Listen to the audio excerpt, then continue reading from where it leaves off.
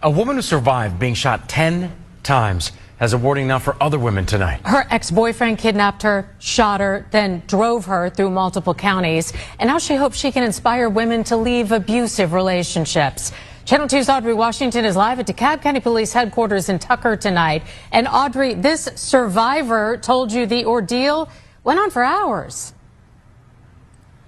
Right, she told me her ex-boyfriend drove her around for hours while she sat in the passenger seat of her car, bleeding out from 10 gunshot wounds.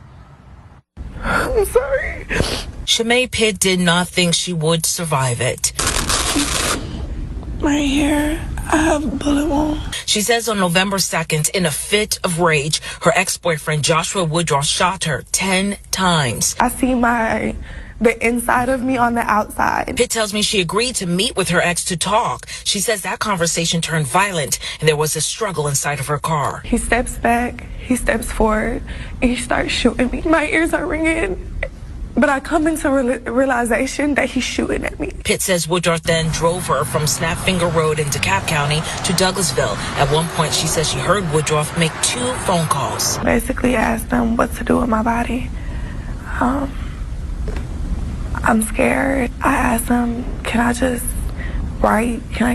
write a letter to my son? Pitt says Woodruff eventually abandoned her at a hospital while paramedics rushed her to another hospital in critical condition. Security detained Woodruff. Police charged the 25-year-old with aggravated assault and false imprisonment. Pitt's mother says she wants the charges upgraded. He needs to be charged for bringing over county lines. He needs to be federally charged for having an automatic switch, which is a federal offense. A few days ago, the Fulton County DA said Atlanta is under a domestic violence epidemic with nearly 1,000 felony cases pending. Pitt says she hopes more people in an abusive relationship will get out before it's too late. You see that red flag? Run away. Ooh, baby, I need y'all to sit down for this one, okay? Because the fact that this young woman is even alive today is nothing short of a miracle tonight on the Criminal Villains. We're diving into Georgia's woman who survived something most people wouldn't even make it through on TV. This wasn't a movie. This wasn't a reenactment. This was real's life. And the devil showed up in the form of someone she used to love. Let me walk you guys through what happened the night everything went left. 1, it was just supposed to be a conversation. She thought she was going to have to talk with her ex-boyfriend, Joshua, just a little talk. Just 2 people trying to clear things up, clear the air. And baby, this is what I really got to say about that. And did y'all see that man's face? Her boyfriend looked like a demon. He had all those tattoos on his face looking like Blueface. Now, you know that ain't nothing good with that. I don't understand why she chose to be with this guy. Why are y'all chosen to lay on y'all back, open y'all legs up for these demons, and then get surprised when a demon act like a demon? What the hell is going on here? But honey, I would not pick up that phone after he didn't. You break up. Tell me he just want to talk. You know that's a damn lie. All he does is lie. And a whole relationship, I bet all he did was lie. So you know him saying, I just want to talk was another lie that you already know he's a liar. But honey, let me tell you something about this Joshua. He just wanted to talk. Just 2 people trying to clear up the air, right? But baby, sometimes the people who say they love you are the same people who want to see you destroyed. And we all know that ain't no damn love. Love is not going to fuck you up. Love is going to protect you. Love is going to respect you. Love ain't going to lie to you. And he ain't never did nothing. All these people talking about love is just emotions. All they have is a emotion attachment to you where they feel like they got to be obsessed about you. That's all it is, girl. Instead of a conversation, Joshua turned into a monster, been a monster. He didn't argue. He didn't yell. According to her, this man pulled out a gun and shot her 10 times. 10, not 1 time, not 2 times. I'm talking to 10 times.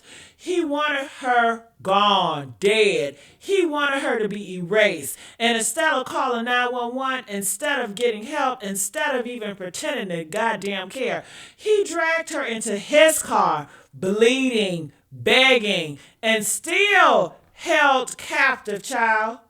Imagine being 23 years old, you shot 10 times, and you're losing blood, barely breathing, and the same man who shot you won't even let you die in peace.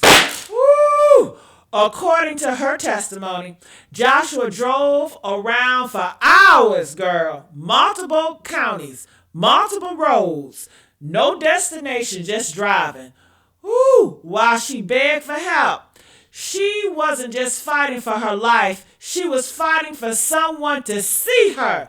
Every mile that passed, that car became a coffin on wheels. Damn.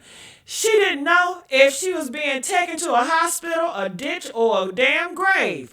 But baby, God wasn't done with her yet. Do you hear me? God is awesome. God I serve, and heaven and earth. Honey, the hospital drop off.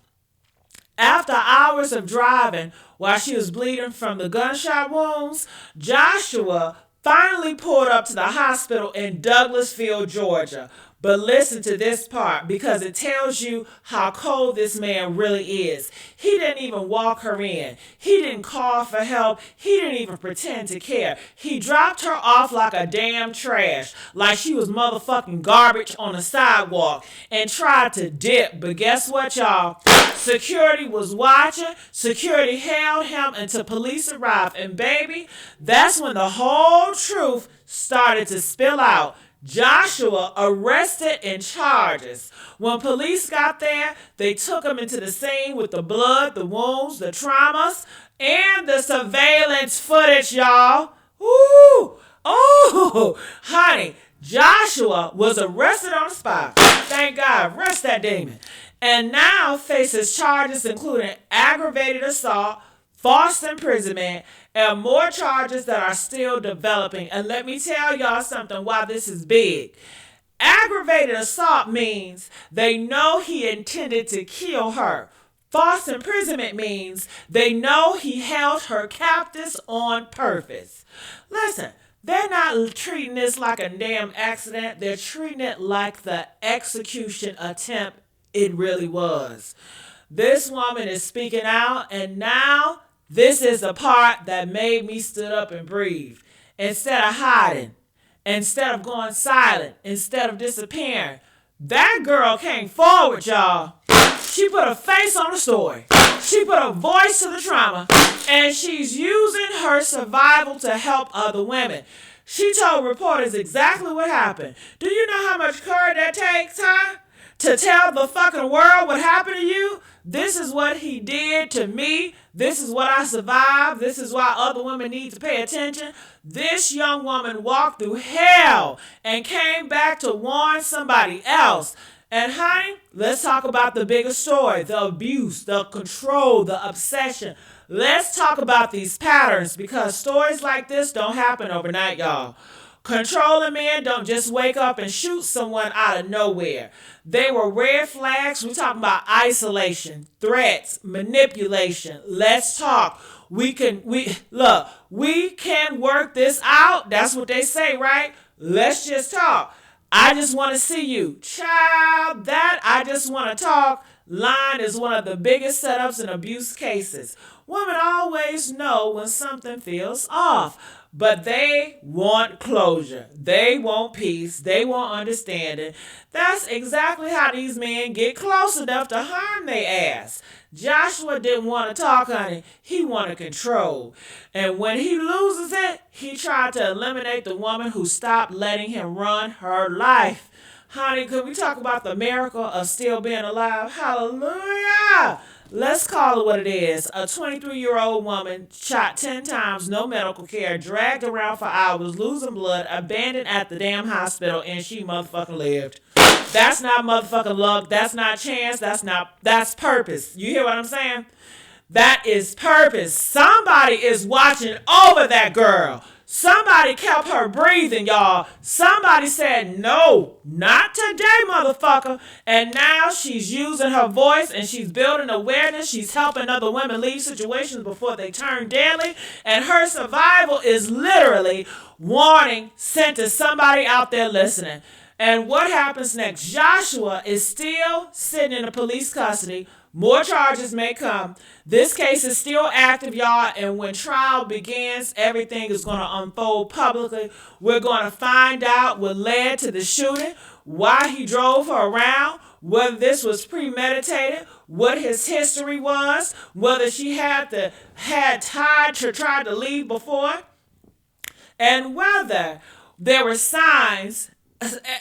Anyone else? Criminal villains, listen, y'all. We will be following this case step by step because this didn't end at the hospital. This just beginning.